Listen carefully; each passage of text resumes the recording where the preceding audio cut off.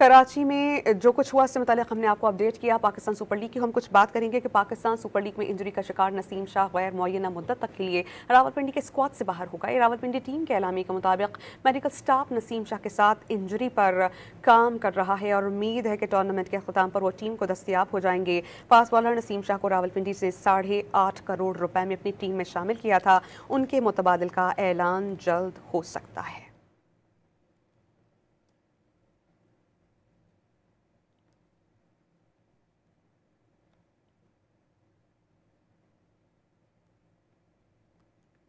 कराची में जो कुछ हुआ इससे मुतालिक हमने आपको अपडेट किया। पाकिस्तान सुपर लीग की हम कुछ बात करेंगे कि पाकिस्तान सुपर लीग में इंजरी का शिकार नसीम शाह गैर मुअय्यना मुद्दत तक के लिए रावलपिंडी के स्क्वाड से बाहर होगा। रावलपिंडी टीम के एलामी के मुताबिक मेडिकल स्टाफ नसीम शाह के साथ इंजरी पर काम कर रहा है और उम्मीद है कि टूर्नामेंट के अख्ताम पर वो टीम को दस्तियाब हो जाएंगे। फास्ट बॉलर नसीम शाह को रावलपिंडी से 8.5 करोड़ रुपए में अपनी टीम में शामिल किया था। उनके मुतबादिल का ऐलान जल्द हो सकता है।